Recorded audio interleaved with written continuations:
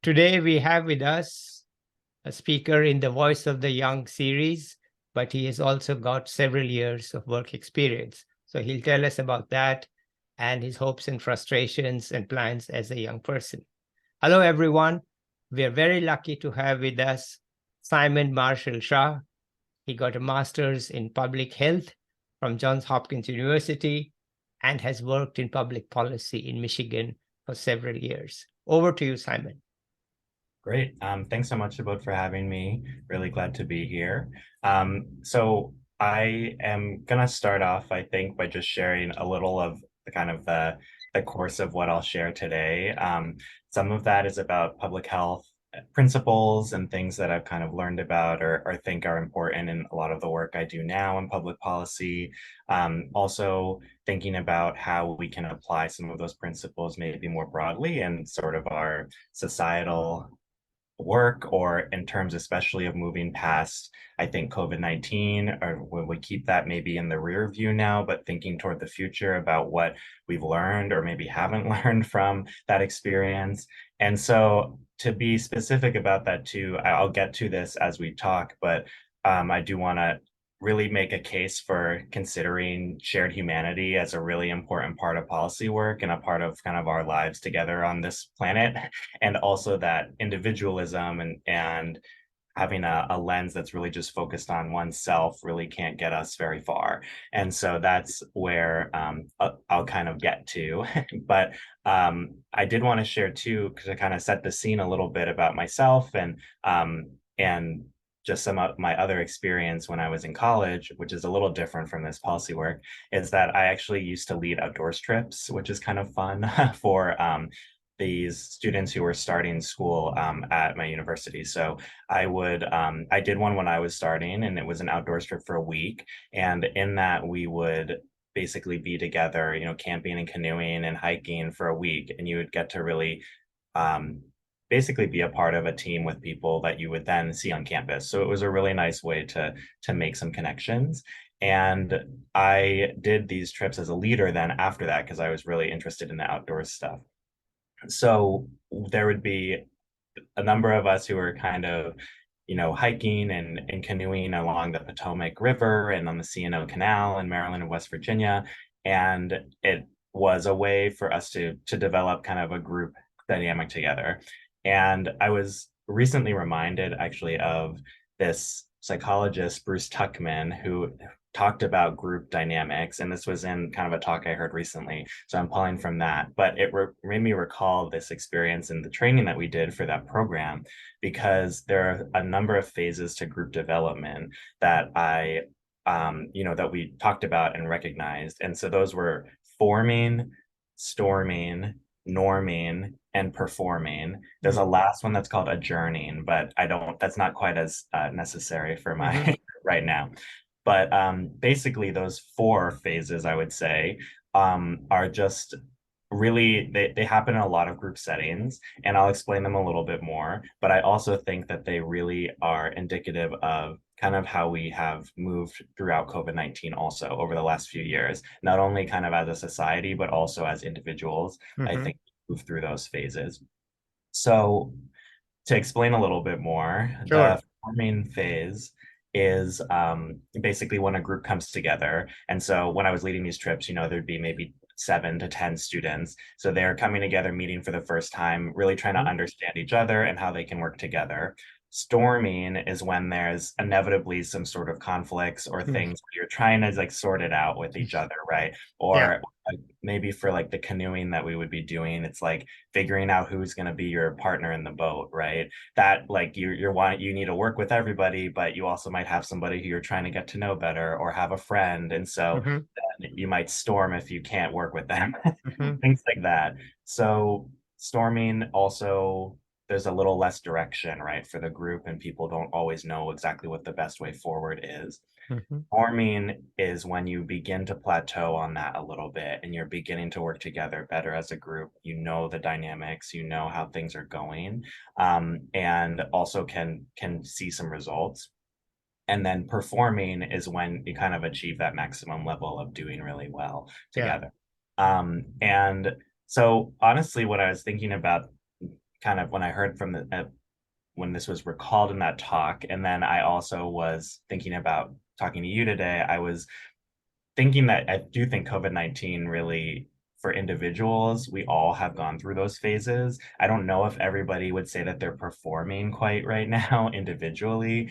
I think in some ways, some people might do really well at home. I think the fact that we are on Zoom doing this call and recording virtually, we are performing in that sense in a way that we wouldn't have 4 years ago. Yeah, But I think there's also a lot of us who were maybe stuck in the storming phase for a long time. yeah. And societally, I do think we've also moved through that to some degree. So I do think that people have basically seen, well, we certainly stayed in storming for a long time, I think, as a kind of group. And I'm thinking in the US context in particular, that's my Yeah, reference point, yeah. certainly. There were lots of policies and things that people recognized were not working. And that's where I think that throughout that time, when we were really deep in COVID and are trying to come out of it, obviously public health was a huge part of that conversation. It was the central policy focus of how to move through COVID and be safe and sustainable and move forward. But I think a lot of people had the opportunity to think about how we could kind of move beyond that norming phase to actually be performing a little bit better in our society for everybody. And that I think stems from policy changes generally, based on sort of the work I do and where my brain goes. And I think there were a lot of young people too that also felt that way. And so I was certainly somewhat inspired, even though throughout, the entire number of years where we were either locked down or seeing a lot of people dying across the country and the world and struggling with that. I think I was also heartened to see a lot of young people and others obviously too, of all ages, but really saying that the the change or the what we've seen with COVID has really laid bare a lot of the issues in our country and a lot of the need to be performing better. So that's what I really have been thinking about with the connection, sort of that group Okay, psychology. so Yeah. how did you feel young people, who are so used to going out and meeting and all, how did they cope with the isolation part of COVID? Do you have any sense of that? And could we have done better? I think it was probably dependent on individuals also, but I Yeah, think that lots of people did do what they needed to do at first, which really was, we all needed to stay at home or needed to kind of close our worlds off. And I think that many people did certainly do that because we had to. I think honestly that the internet was really powerful tool at that time too to keep people connected. And I was sort of reflecting on that too as I thought about this conversation and my kind of interest in talking about COVID-19 and moving forward from that a bit. But I do think that the internet was a really powerful tool for that. So people could stay quite connected. I think even I myself kind of found new groups or just new people to follow on Instagram or like comedians I didn't know about that were making me laugh during a difficult time or, yeah, groups that were talking to each other in a way that I wouldn't have necessarily done. And even, maybe neighborhood groups too. Like there were people who I met in my neighborhood that I wouldn't have maybe met in the same way if we had all just been living our lives day to day pre yeah. 2020. So Okay. I think a lot of people probably did have to really shrink their social circles and make changes that were hard, especially young people. But I think that at the same time, a lot of people found other routes and avenues Okay. still to All right. connect. So we Yeah. coped. We Yeah, I coped. think so. I Yeah. think so. I mean, there's certainly have though been, right, like definitely mental health impacts for kids and who were in school and haven't Hmm. been in school or maybe now are going back to school, but virtual learning I don't think was easy for anyone, as parents, for kids, for others. So I think that will have impacts, but at the same time, it's a a trade-off in terms of safety for every safety and well-being at that time. But I do think people coped definitely and quickly, and that's part of the kind of like storming and then norming phase too Okay. of that All right. development, or using that model for to talk about this. Yeah. Okay, well, let's talk about your own plans and the plans of people like you who are working in public policy, public health, etc. Well, what do you see for yourself? I mean, what irritates you? What makes you happy? Right. What, what's going on in your world? That's what we want to know. What's going on in your Yeah. world?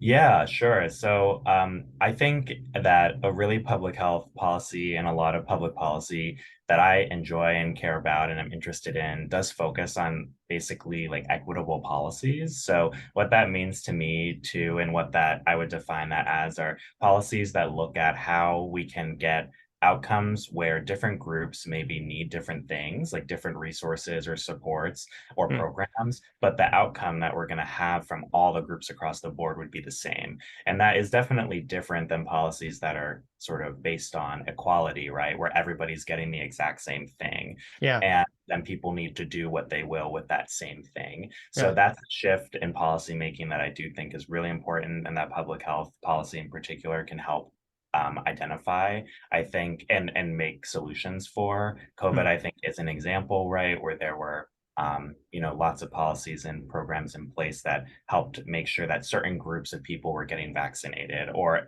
at the same time, we wanted everybody to get vaccinated, but we also wanted to make sure that there was like targeted investment so that certain communities knew about the vaccine or were able to get it easily and had transportation and had the ability to get there, all those things. So I do think like equitable policy gets me excited. I think it's important. And I definitely think it's important too because it allows us to understand how we're all kind of interconnected, I think, a little bit better. And COVID certainly, as I think about it, and I mean a lot of folks I know everybody really recognized this, but um and COVID helped us see that, right? When you can't see your neighbors or your friends without them testing negative, their health and well-being and your health and well-being are directly connected. When you can't go to the hospital because the hospital beds are full and you might need to get some care, like your health is directly connected to this other person's. And even like supply and demand issues and supply chain issues we saw, I think helped people recognize that if somebody is not able to do their job, whether that's, creating a microchip or picking a vegetable, then those essential workers are if they're not able to do their job, then we as consumers are not able to get what we need either necessarily. So that's a frame that I think can be helpful in thinking about how can a certain policy maybe benefit someone else. It might not benefit me directly, but there's an interconnectedness to the way that we live our lives in our world that I do think can be exciting to think about when we think about policies that are going to be really effective for people. And I will say that I think young people that I've talked to or had, even, from lots of ranges, like whether that's high school students or that's people who are coming out of a higher ed program, they're, I think, really excited to think about those things and where there's connection points and where there's interdisciplinary work that can be done to basically have policies that work better for everyone and kind of get us to that performing state which I think is achievable. So that definitely excites me. okay, so can we have some examples? I know, many people aren't familiar with the ideas that you have put forward and they want examples. So, do you have Yeah. some examples you want to share with us? Sure. Yeah. Well, I think that one example that I'm sort of working on right now that I can share about is around providing driver's license access. Ooh, my cat is right here with us. There he goes. Providing driver's license access to everybody in Michigan, and that's regardless of immigration status. So Michigan, along with a lot of other states, have really limited the ability for folks who can't prove their lawful presence in the country, folks who are undocumented, to receive a driver's license or a state ID. And that is something that's been in place in Michigan for about 15 years. And that has really big implications, not just for people who are trying to drive, to the grocery store or to get your kids to school or the doctors, but also for everybody on the road. And I think that it's a road safety issue for sure. It's obviously a sort of dignity and like ability to get around issue for families. But the road safety piece is huge for anybody on the road when people can't have a car insurance or can't register their vehicle. There's also a lot of spending power that undocumented families and lots of immigrant families hold that can't really be spent as easily in the local economy without being able to drive there. Michigan does not have a great public transit system either. So that's one reason that this is really a powerful policy change if it can happen.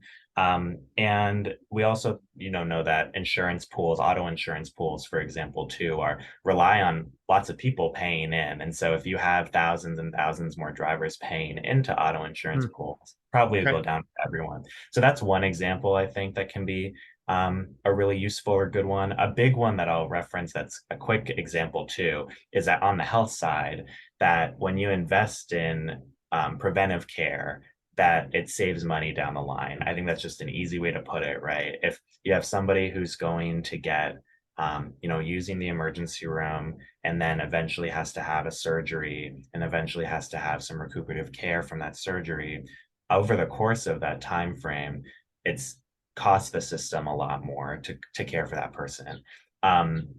Instead, if somebody's going to see their primary care doctor, they're maybe managing a disease earlier on, that will be less expensive down the line. And we know that, healthcare costs are something that all of us do pay for kind of collectively in the US. And so that is, I think, a really good example of sort of that interconnectedness piece that sometimes gets muddled when we think about other interests, or people are not always thinking about maybe why preventive care up front is really important. Okay, well, let me see if I can stretch you a bit here, Simon.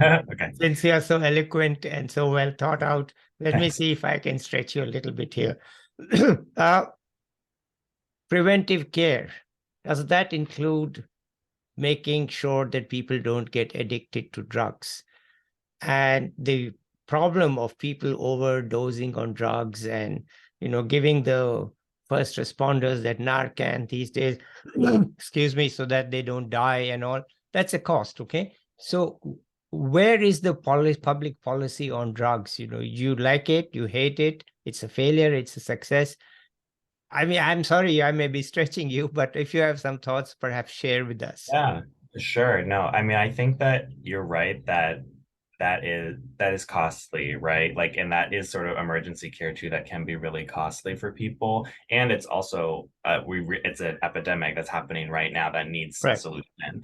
I think that where the prevention can come from and be effective is even farther upstream, actually. And that's where also I think a lot of these policies, or this sort of thinking about what's called social determinants of health sometimes, right? Like what happens outside of a doctor's office can be really effective here. So if somebody is turning to drug use because they don't have a stable house or stable home or social connections, or if they don't have the ability to put food on the table, and so they're doing, maybe they need to steal to not only serve their addiction but also make sure that they have the money to buy food the next day. Those are all really basic needs that need to be met, and I think that public policy can really help solve those too. And sometimes I think there's a difficulty, and understandably people don't want to say we have this issue that's happening. We have an issue with people who are homeless in our state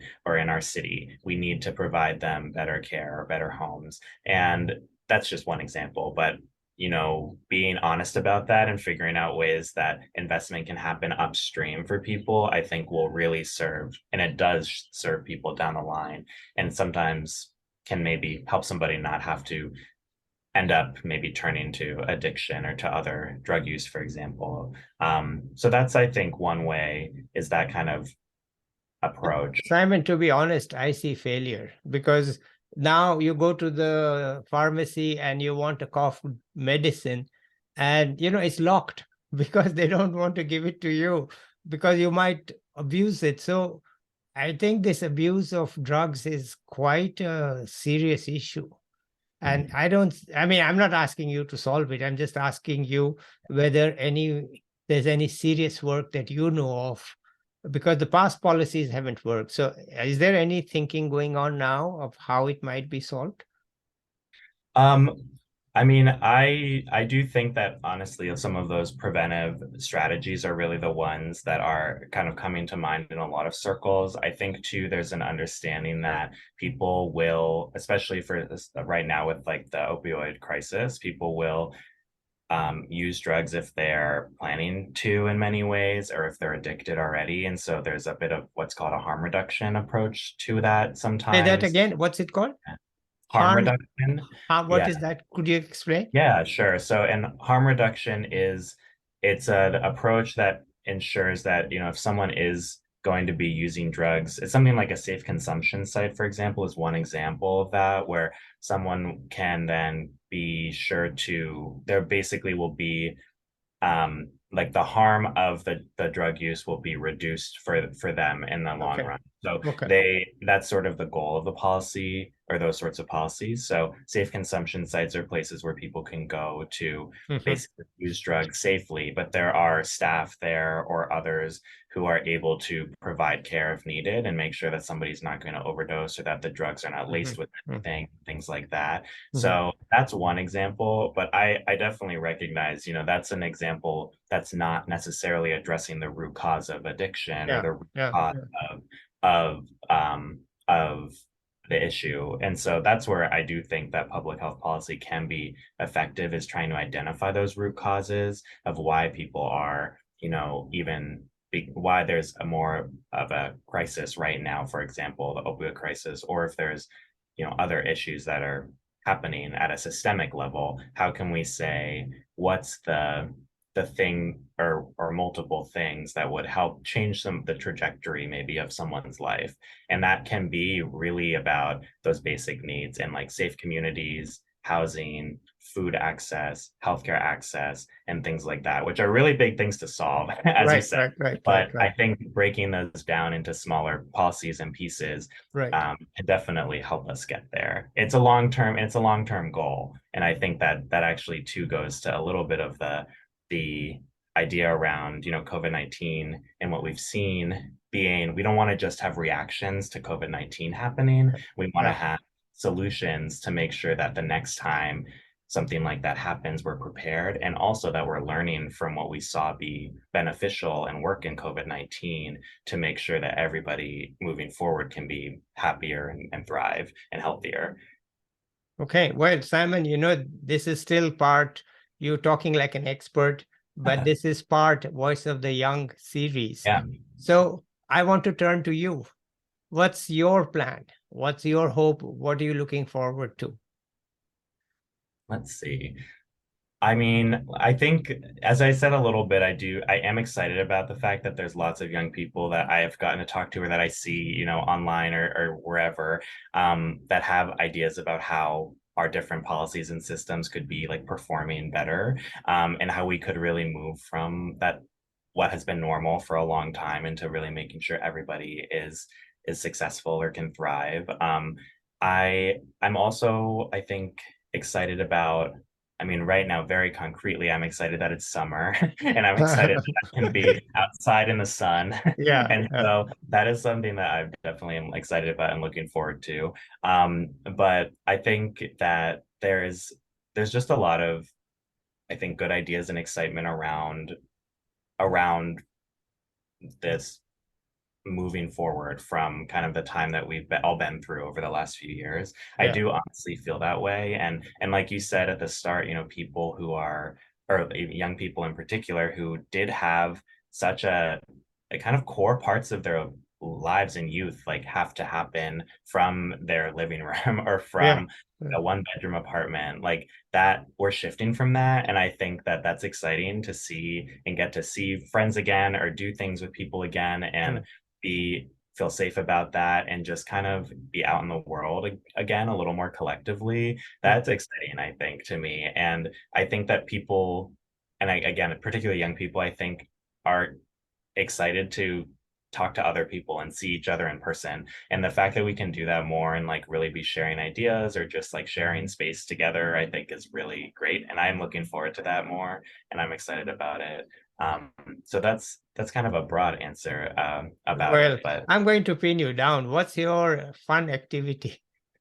oh You yeah, wrote some yeah, things I in forgot. So summer. tell us, what are your fun Oh no, activities? it's okay. Yeah. Well, one, I don't even know if I wrote this one, but one is I do like to bike around. So I actually just got my bike kind of tuned up recently. So Mhm. I'm hoping to bike around in the sun soon. Okay. I also do some ceramics as a hobby. So that's a fun hobby too that I like to do. So is That that on the wheel or yes, yeah, yeah. on It's on on the the wheel, wheel? yeah.